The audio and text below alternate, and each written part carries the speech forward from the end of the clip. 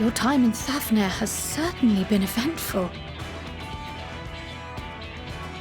In my opinion, carrying out Vitra's request and assaulting the Tower of Zot should be our highest priority. I agree. While I still have questions concerning the Forum and their grand undertaking, we have all but exhausted our avenues of investigation. Simply pressing them any harder on the subject will almost certainly result in our expulsion. Therefore, I suggest we explore the ethereal sea connection by way of a letter to Master Matoya, then make our way to Thavner. I wonder, even with the protection these talismans afford us, what can we hope to achieve once inside the tower? According to Orenvold and Fodola's report, they were unable to free the Emulger. Worse, their attempts triggered the tower's defenses, which led to a summoning of Luna Ifrit. What does it tell us that the Spires even have such defenses? Simply pulling a prisoner from the wall is fatal, thus the direct approach is doomed to failure from the outset. Any further measures to dissuade such actions seem unnecessary. Unless, of course, there is a way to free the prisoners without killing them. Then it stands to reason that any intruders will be met with overwhelming force. The towers appeared throughout the world in but the twinkling of an eye. 'Twas by magical means these structures were raised, I surmise. A spire thus conjured must needs be maintained, and I suspect an arcane catalyst, some manner of core, doth lie hidden within. Destroy the core, and the tower ceaseth to be, thus liberating the captives without harm. So we can hope, and I would prefer to enter the tower with a working theory than with no plan at all. Assuming Ishtola's reasoning is correct, the chances of the defenses remaining dormant are small to none. Any primals will have to be dealt with, and defeating one will likely only lead to the summoning of another. Our every victory will only compound the prisoner's suffering. May we not then divide our forces? Those proficient in healing will focus on sustaining the captives. That duty can be covered by Urianger, Kryl, Yostola, and myself. The remaining scions will proceed with the search for the core. Admittedly, this strategy puts both parties at greater risk, but it should bolster our chances of saving the Arcosodra by a considerable margin.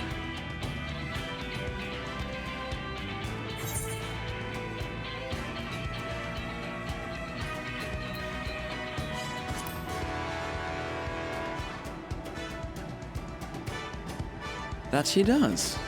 But I think Alize herself would assert that she's at her best when she's charging onto the breach. And from what I recall from the Grand Cosmos, there's a spring in her step when she fights by your side.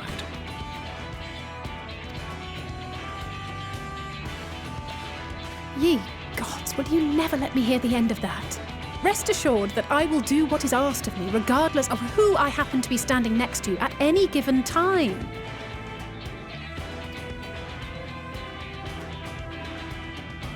It seems we have a plan. All that remains is to carry it out. I will inform Radzat of our movements, so let us make our preparations and regroup near the tower. A military post in what's left of the Hamsa hatchery should serve as a convenient staging point. That sounds perfect. And remember, the experimental aetherite at the confluence is there for those who need it, so there's no excuse for being late.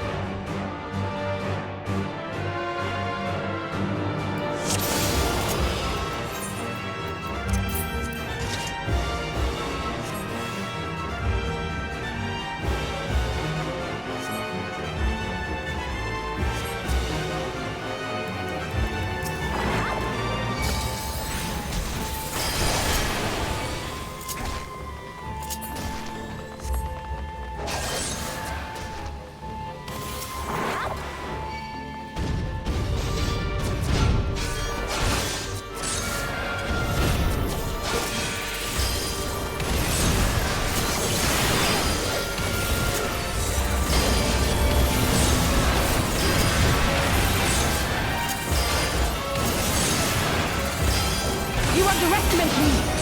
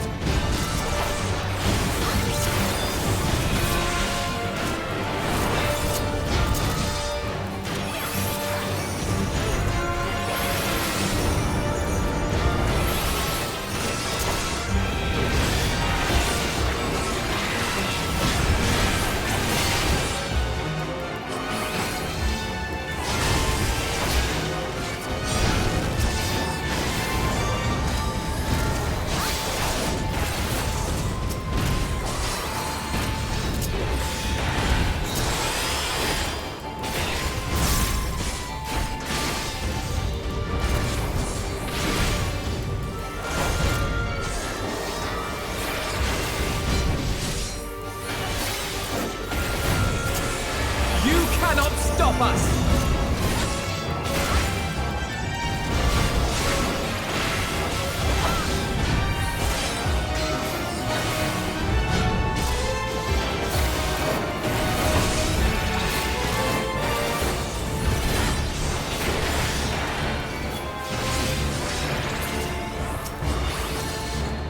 You underestimate me!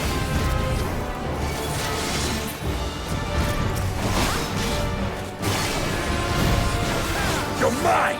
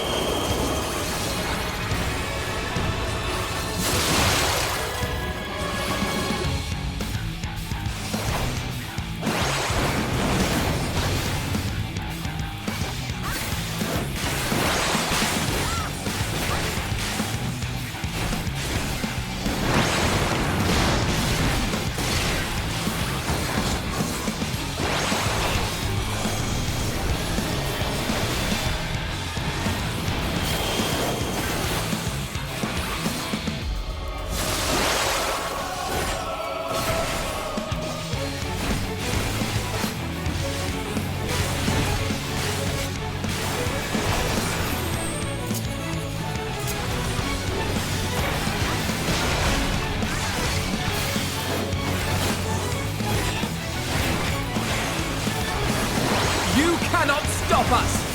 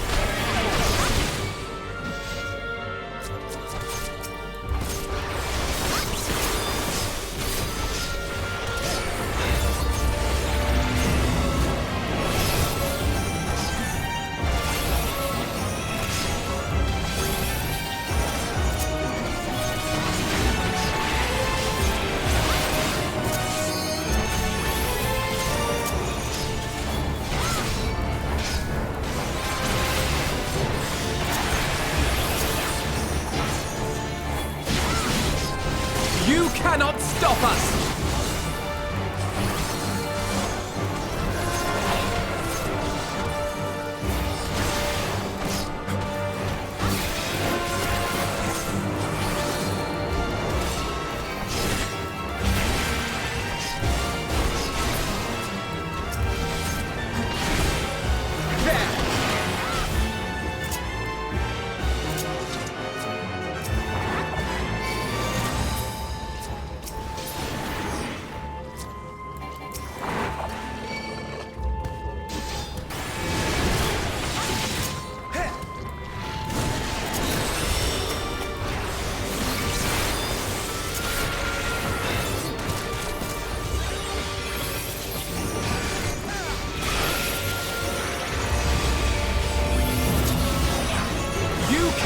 Stop us!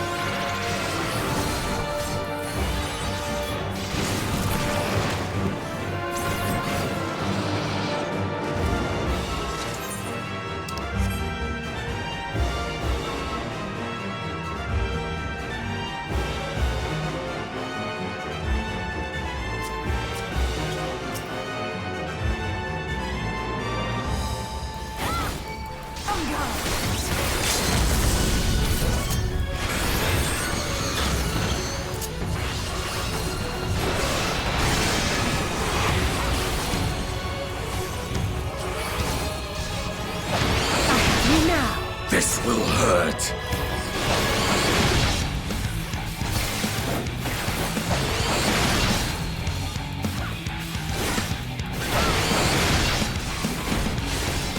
You underestimate me!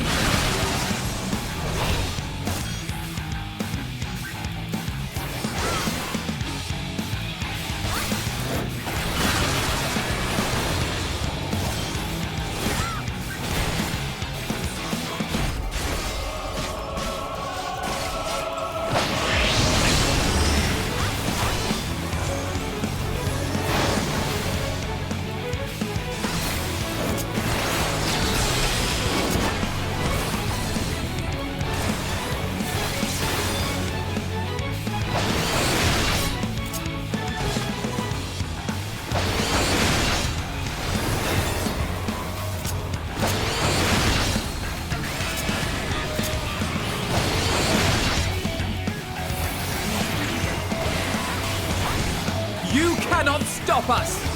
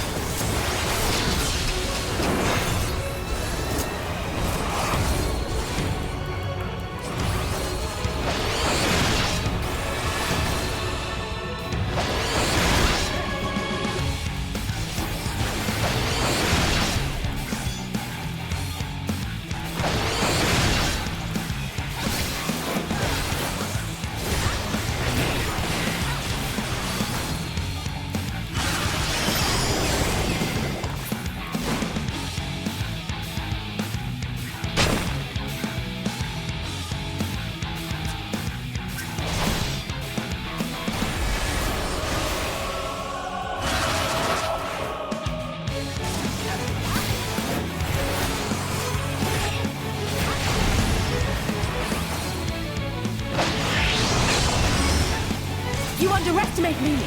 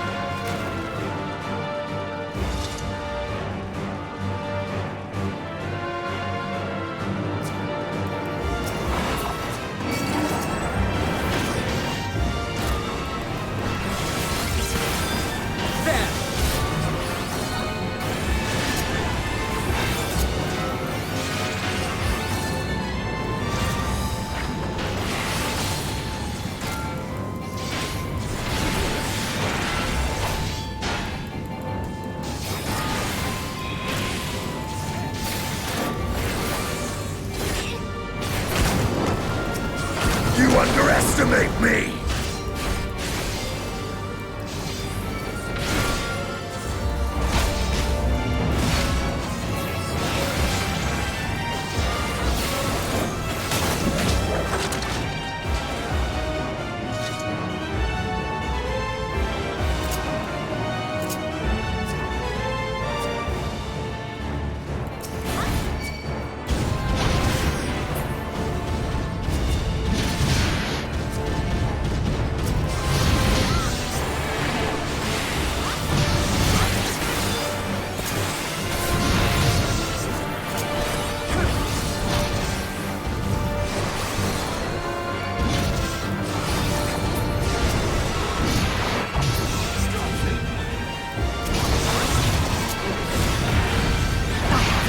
You underestimate me!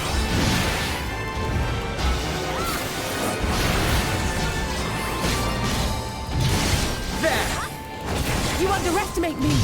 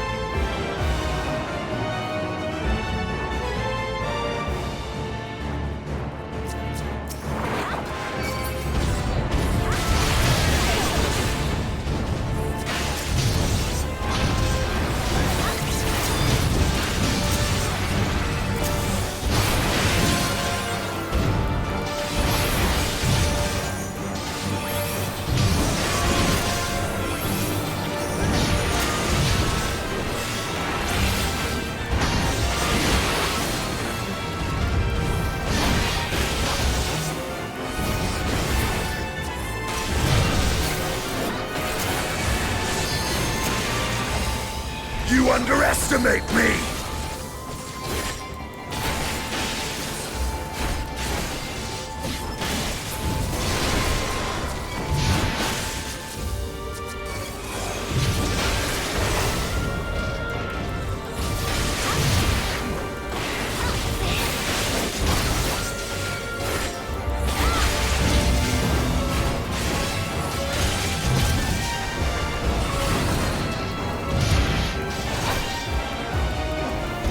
You underestimate me!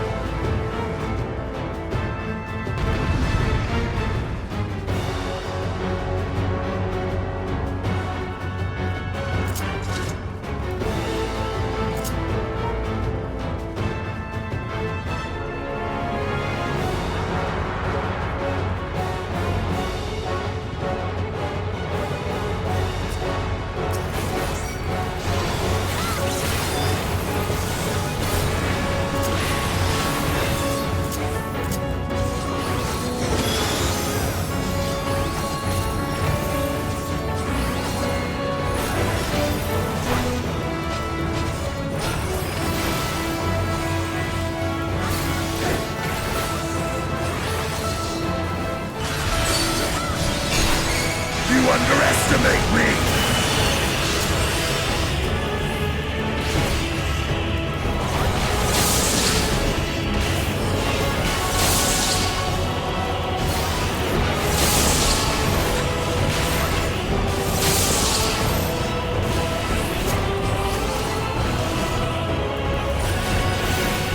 I have you now! You underestimate me!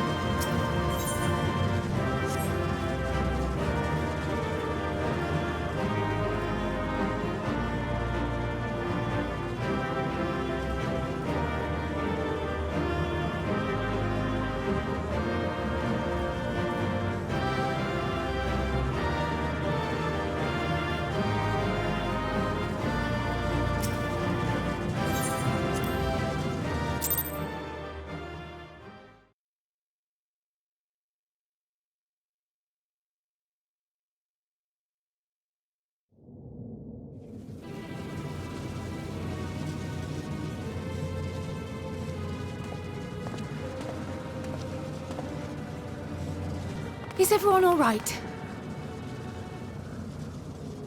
We fortified the captives with what magics we could. Have the defenses been disabled? All appears quiet for the moment. The lower floors were disturbing enough, but this place feels wrong. The ether is heavy and thick, like wading through a quagmire.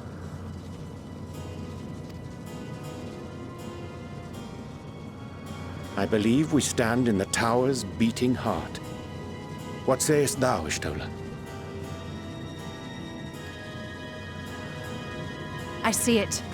Ether siphoned from the land runs up through the spire, flowing to a single point. This is the core we seek. Yet something is off. As large as this structure is, it siphons far more ether than is required to sustain it. 'Tis as if the core is feeding on the energy, consuming it. I need to take a closer look.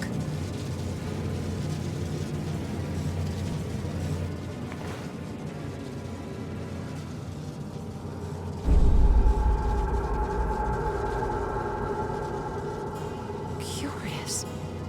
There is something there embedded inside the core.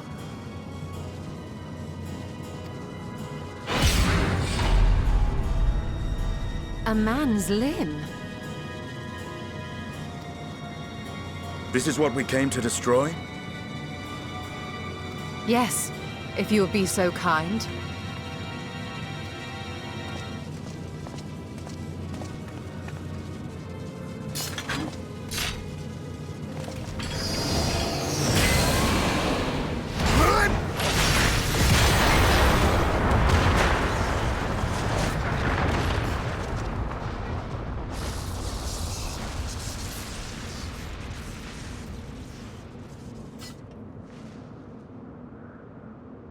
And that should be the end of it.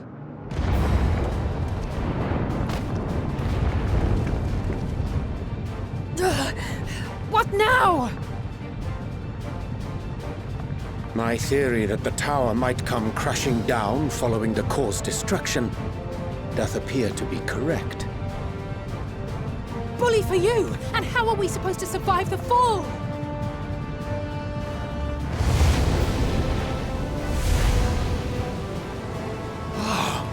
What of the prisoners below? The floor beneath our very feet dissolves. Brace yourselves! I pray I'm not too late.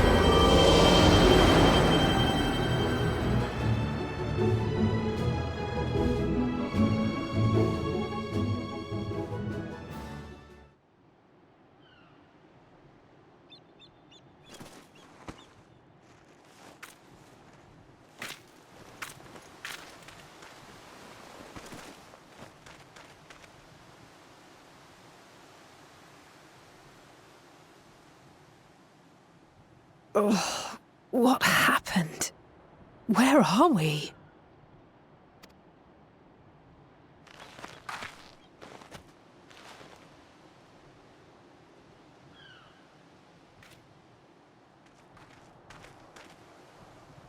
By my reckoning, we're still on the island where the tower stood. But 'tis as if it never existed. Hardly a scratch. But how?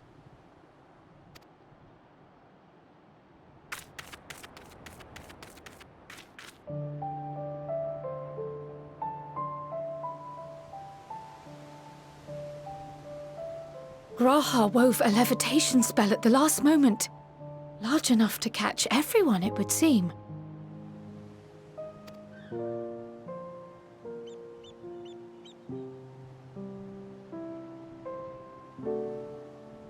That explains the lack of obvious injuries.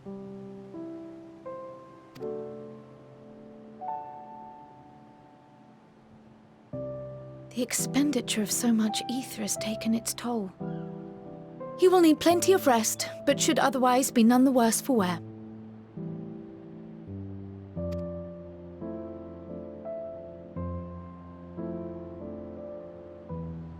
then the immediate problem is what to do with our new friends here.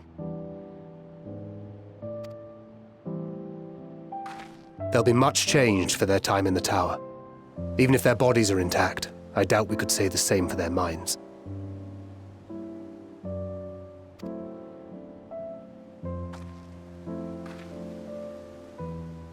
Angelo and I will take care of that. I have every faith in you, Alize, but there are just too many for you to treat alone.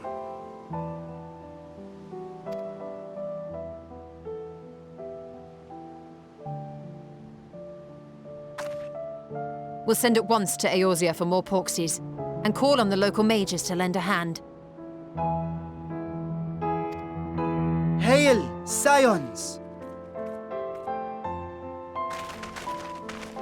We were watching the tower when it simply disappeared. What happened here? The threat is banished, and thy people delivered. They are, however, in need of treatment, and we of a secure locale and helping hands to assist us in its provision.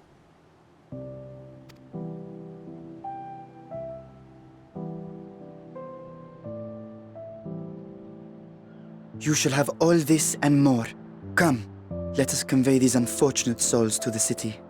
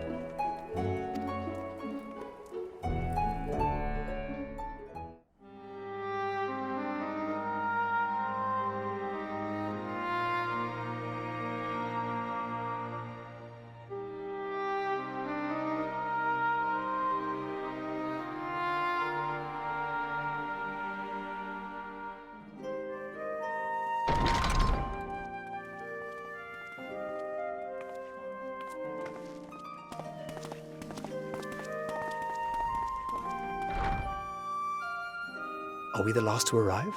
I hope we've not kept you waiting. Not at all. Your comrade is feeling better, I trust. Much better, thank you. Harness remedies are certainly potent, in more ways than one. One becomes accustomed to the taste, although I hope you never have cause to do so. Pray, take your ease.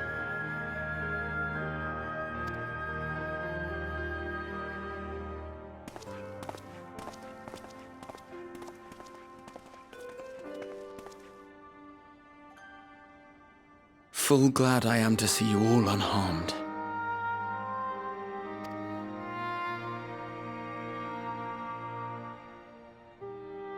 Valiant scions, for your heroism, you have my boundless gratitude. You cast down that dire tower and set free its hapless captives. You cleanse their souls of its corrupting influence. No words of thanks will suffice. In place of platitudes, I offer a bounty of warding scales. Pray accept your due reward, along with the goodwill of Radzatan. Alchemists throughout the land were put to work in the forging of your talismans. The finished ones have been collected, and now await you at the High Crucible of Alchemia. Present this letter when you are ready to take them into your possession.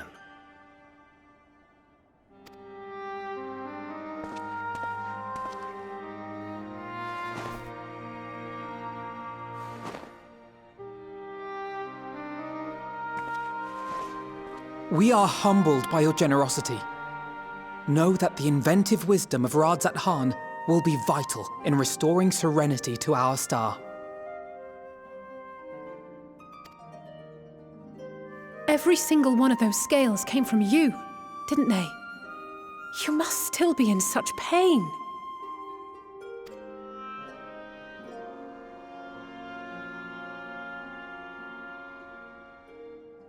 'Tis of no moment, a mere annoyance compared to the dreadful suffering inflicted upon this land and its people.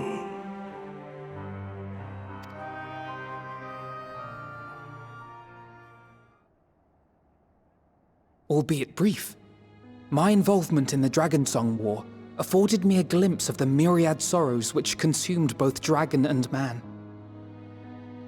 Though you were half a world away, such tragedies as befell your kin must have affected you deeply.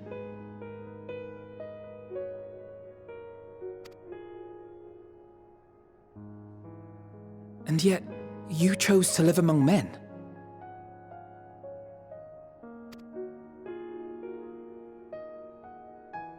In the age when that conflict first bloomed, my choice had already been made. In some distant place, man slew dragon, and dragon slaughtered man. Yet no hate could I muster for those smiling faces which did look to me for guidance. Not even my brother's righteous rage could rally me to his cause. I huddled here, secret and still, hoping against hope that which I had built would remain untouched by the chaos and carnage.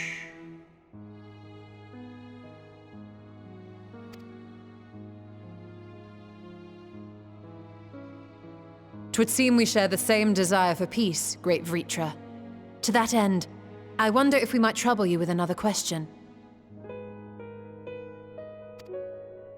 The Telophoroi are intent on recreating the final days, an apocalyptic event which we know to predate the sundering of the star. As the longest lived among us, know you aught of this terrible cataclysm?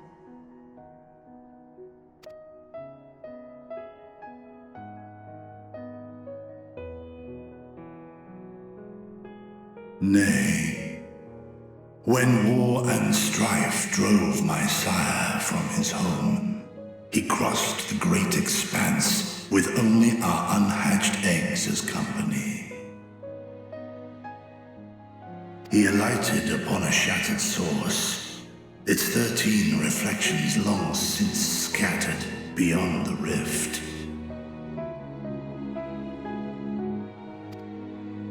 Of events preceding his arrival, he knoweth naught, save that which Hydralin hath deigned to disclose.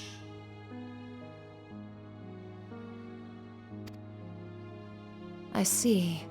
So again, 'tis the inscrutable Hydralin to whom you must look for answers.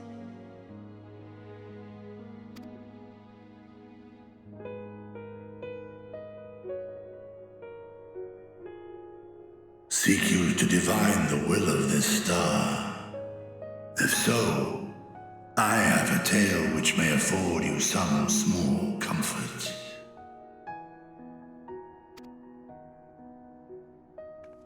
Tis a story from my youth, many, many years ago. To my sire, I once posed the question, of all the stars in the sky, why didst thou settle upon this one? To which Midgardsormr did reply, 'twas the last bastion of hope. He believed so long as Hydralin endured, so too might dragonkind. Solemn and portentous were his words. What deeper meaning they held, I could not, dared not pursue. 'Tis a stone I've left unturned ever since.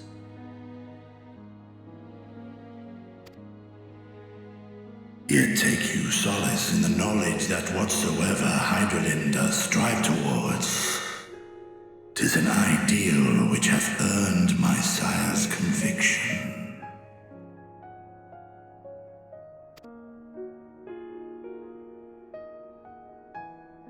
Thank you, Vritra. You've given us warm reassurance in a world gripped by cold uncertainty.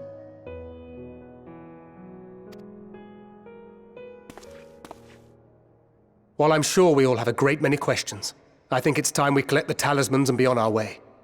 Our fight against the Telophoroi is far from finished.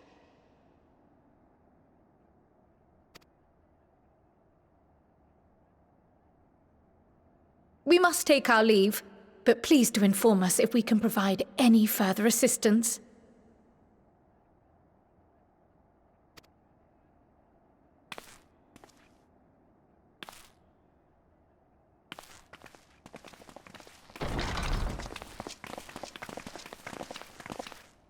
Prithee, a moment.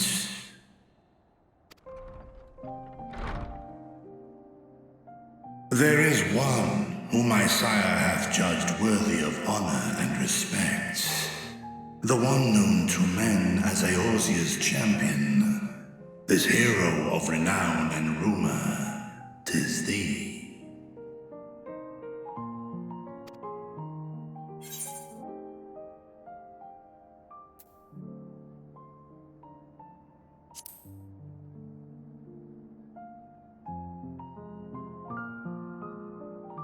know of his clash with Omega, and the long slumber which was his price. Yet even closed in sleep, my father's eyes are far from blind. He is watching over thee, watching over this world.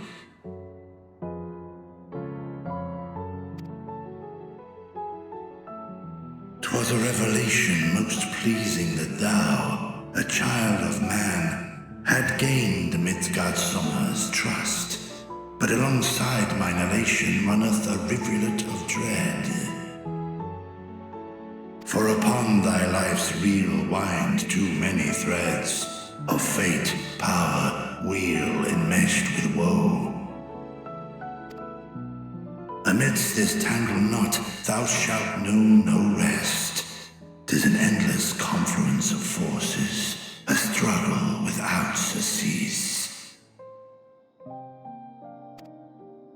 More terrible still is the attrition wrought upon thy companions, as they are swept up in the storm of thine existence.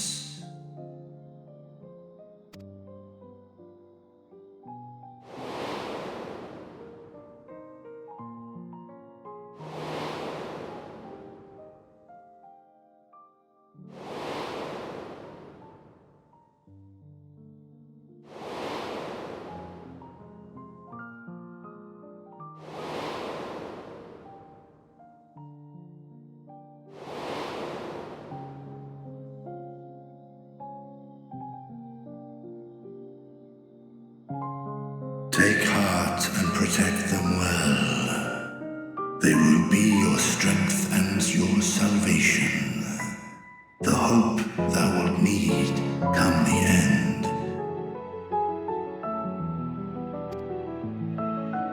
Even cowering behind my curtain, I know the suffering of the powerful. I have watched my siblings driven mad by loss. Thus do I exhort thee to spare no effort to keep thy loved ones safe.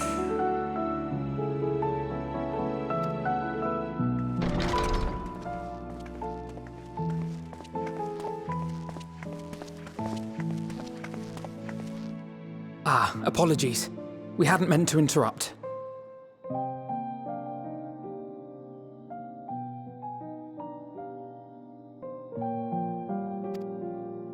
It's just that we do have a history of suddenly collapsing, and when you didn't follow us out... 'Tis I who must apologize. I have detained your champion overlong with idle chatter. Go.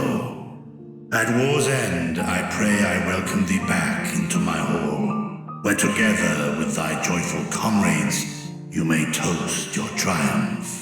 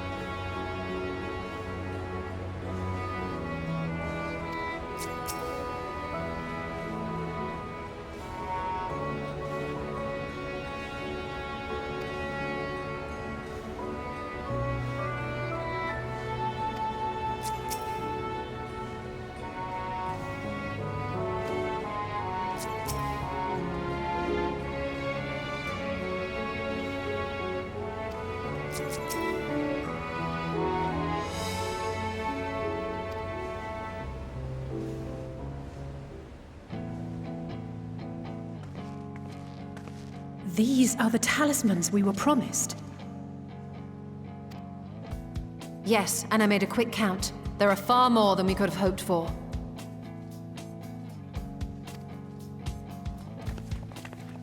Enough to outfit an entire company of soldiers, in fact.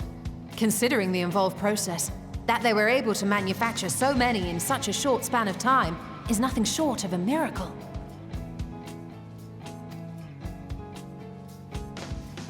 Once we have distributed them to our allies in Eorzea and the Far East, we'll have a fighting chance to bring down the other spires, just as we did with the Tower of Zot.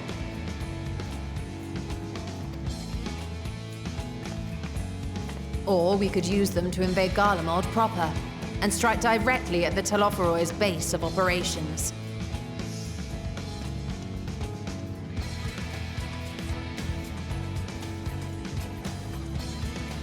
Of course, we would need to consult with various Alliance leaders before such a drastic measure could even be contemplated.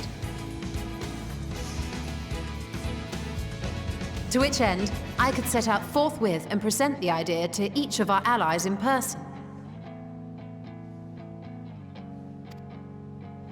Pray allow me to undertake some few of those journeys.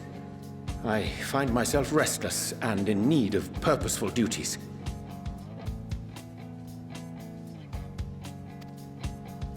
I can head eastward.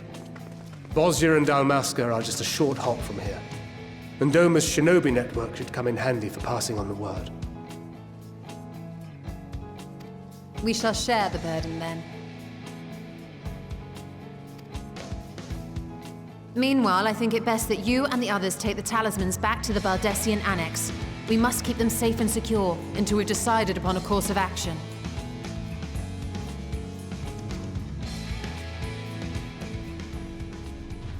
Please, I must speak with you.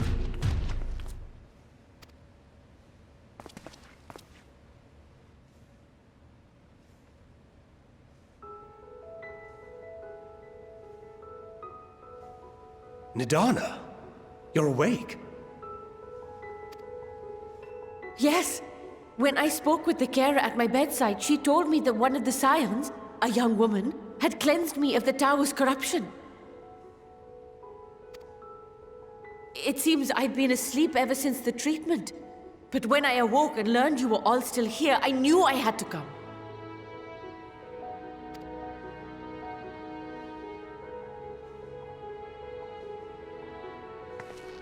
As you said, Nidana was captured only recently. Such a brief exposure is swiftly cured, so I tended to her before we gathered at Megaduta.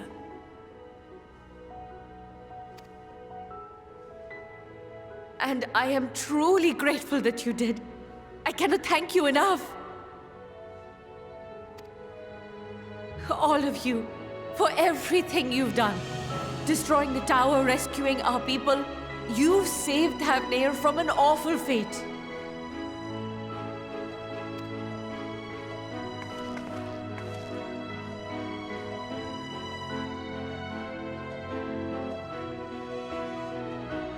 Yet who hath truly saved whom? Due in no small part to thine inspirational courage, the alchemists were successful in reproducing warding scales of proven efficacy. Replications of thy work now stand ready to travel across the seas, unto the hands of those who might wield them against this rising evil.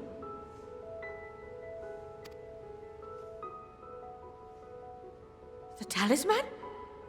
Is this true?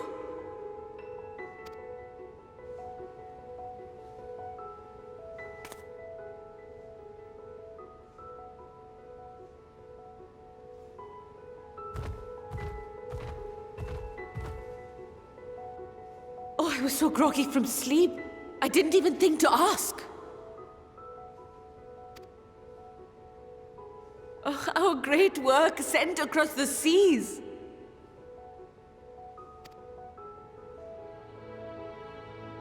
It was worth it. Oh, it was all worth it.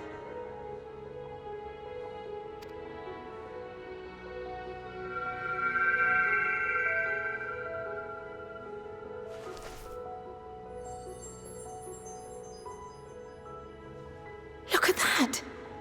Its color is completely changed.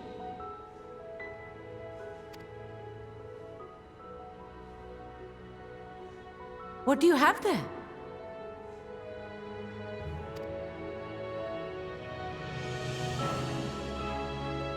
How unusual. I wonder if the effect is a reaction to Akasha.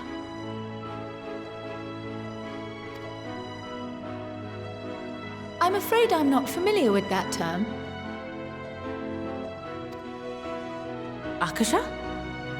It is one of the unseen energies defined by Harnish alchemical theory. Though a gross oversimplification, some describe it as an essence influenced by feelings.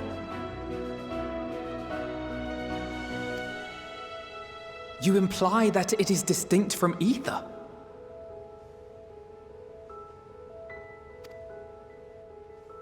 Foreign scholars often conflate the two, but we see them as separate concepts. Ether is an energy which permeates the land. It exists within animals, objects, even the air we breathe, affecting all through which it flows. Akasha, on the other hand, exists in a domain beyond our reach. A gift bestowed from on high, or torn from the heavens in some traditions. Akasha can neither be created nor destroyed. It is beyond our power to purposefully alter or manipulate.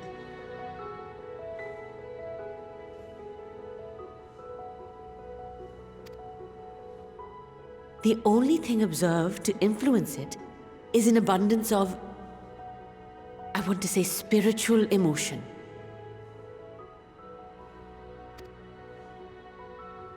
As a veteran of the battlefield, surely you've experienced moments of desperation or exaltation when you've transcended the usual limits of your capabilities. That is a manifestation of Akasha, the invisible essence harnessed by heart, mind, and unyielding spirit.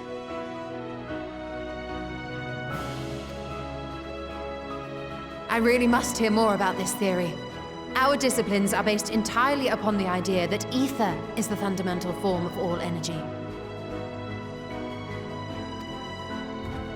I'm glad my haphazard explanation has piqued your interest. But even for us, Akasha is a somewhat abstract field of study, A lack of practical application lends itself poorly to formalized research.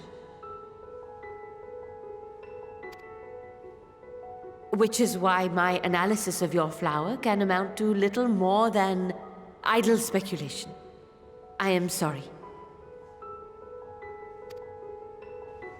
Nonsense! You have nothing to be sorry for. Your insight is much appreciated.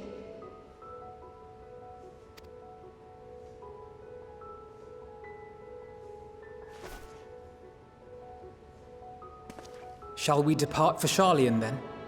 I will see to it that the talismans arrive at the Annex. And we will be in touch once our talks are concluded. I suggest you rest while you can. From here onward, sleep is bound to be in short supply.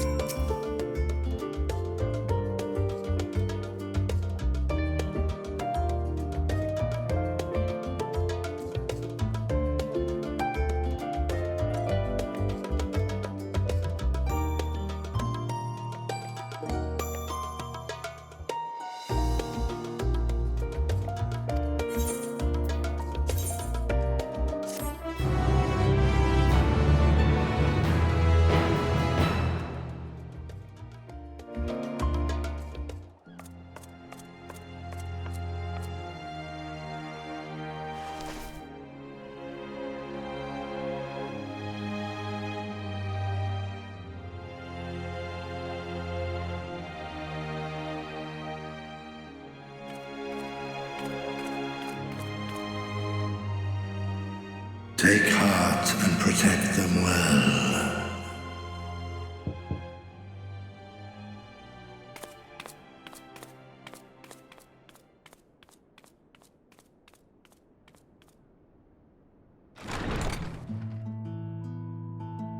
Good! You're here! You haven't eaten yet, have you? We've bought quite a spread if you're interested. Only the finest dining from the last stand.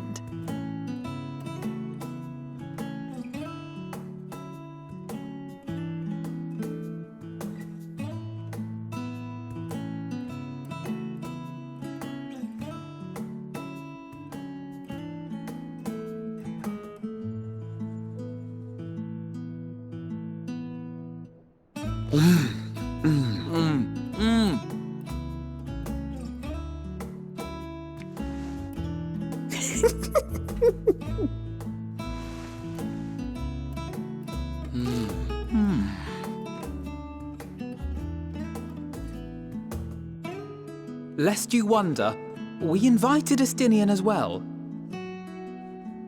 But he refused with a rather grim-faced, "No, thank you." I suspect Sharlayan cuisine is not to his liking. Oh, I don't know about that. Perhaps our lone wolf just needed some time apart. What? To perfect his brooding stare?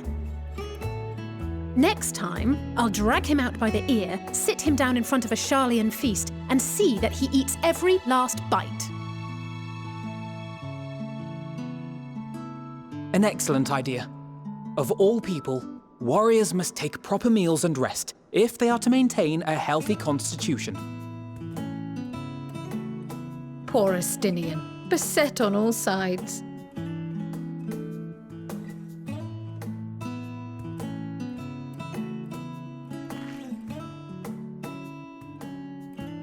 Speaking of one's physical condition, Mistress Quile, I hear you recently played literal host to Hydaelyn herself.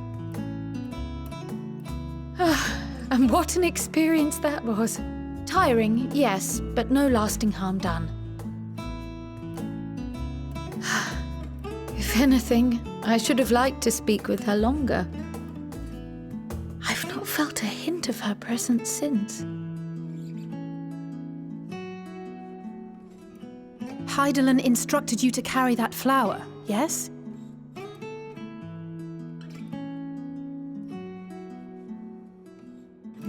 Twill be your guide, test and proof of your conviction. And then something about seeking joy in darkness, was it? Come to think of it, isn't that what happened with Nidana back in Radzat-Han? The flower did seem to radiate a joyful glow, as if reflecting the elation we all felt, the relief of a people with renewed hope. Indeed, and in turn I felt buoyed by that radiance. 'Twas akin to spotting a beacon and knowing we were on the right path. I know we've not yet triumphed over the Telophoroi, or learned the full breadth of the Forum's plans. But even within the midst of our struggles, we find small moments of joy to sustain us. Rare and hard-won perhaps, but it is this pursuit of happiness that gives us the strength to carry on day after day.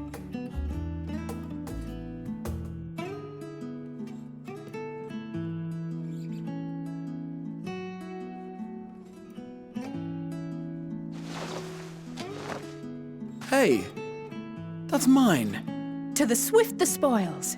Though I recall that levitation spell of yours was quick enough. Only barely.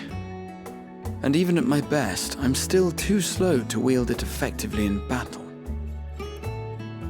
Mayhap I simply require more practice with this new magic. You unearthed it from the depths of Numenon, I presume? Aye, and from a veritable mountain of arcane tomes at that. 'Twas necessary to facilitate my solitary explorations. Or, to put it simply, you used it to sneak around the Forbidden Archives. Yes, well, after a fashion.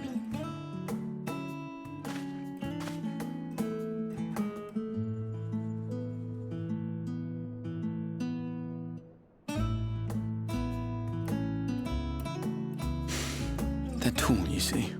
The shelves, they're too tall for me. And I could hardly move the library's platforms without attracting attention now, could I?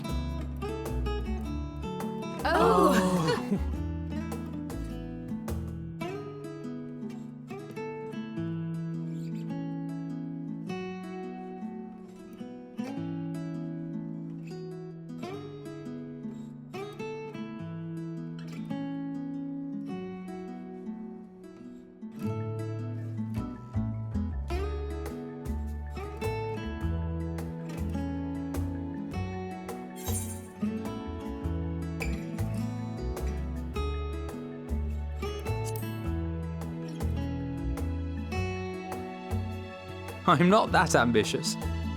But 'tis pleasant to idle away the hours every once in a while.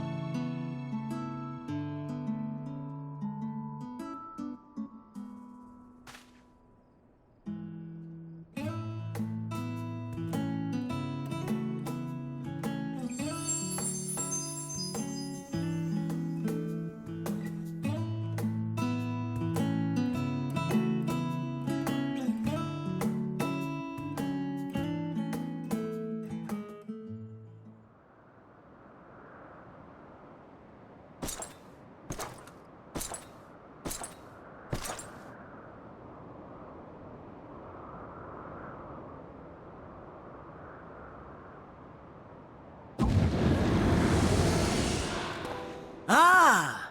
Enjoying the bracing cold, I see. Do you not own a warm coat or a cloak? Something in fur? Or fashioned from the skins of your enemies? Or... well, never mind that. I come to you once more as the bearer of bad news. Our tower in Thavnir has been toppled. And I need not tell you by whom.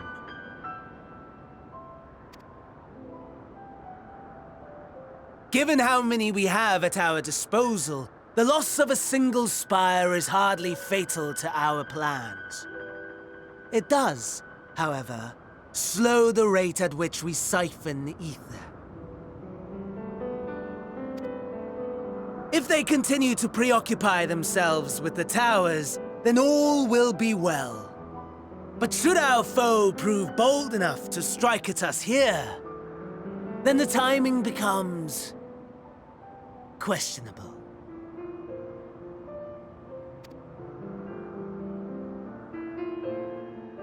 Our foe is bold enough.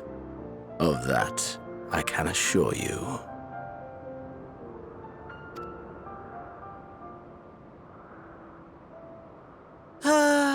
Yes, very well then.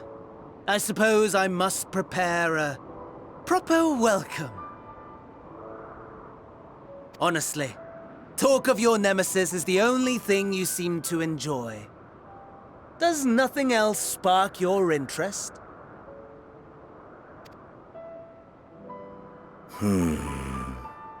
No. All else is... equal. Equally tedious, equally disappointing.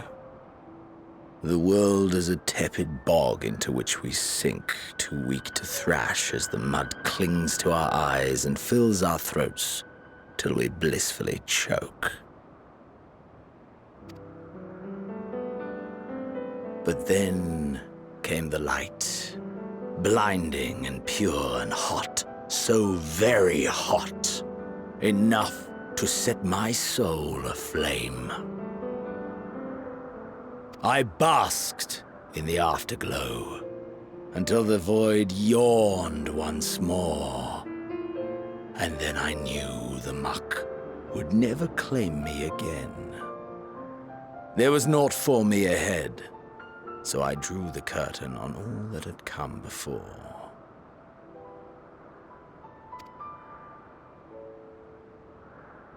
Burn, burn, let the whole star burn. I will have my contest. I will reclaim my moment.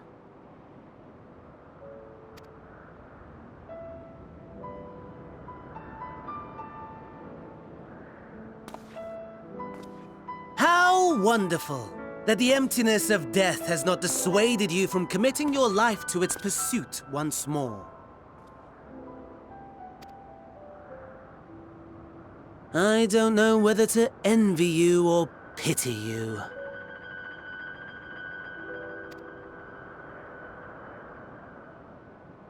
You question my disinterest, but what of yours? Despite your noisome antics, I sense you take little pleasure in this endeavor. Mercy, my lord.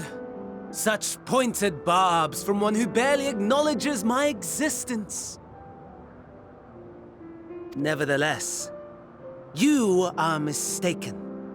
For I do find this part somewhat enjoyable.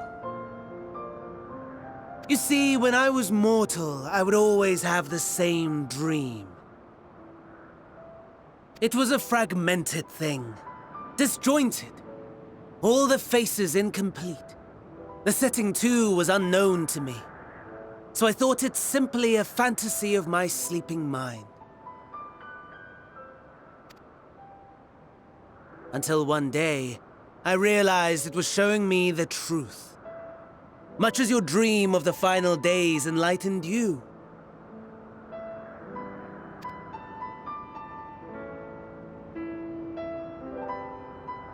And soon, very soon, the rest of the world will see the truth of my dream, too.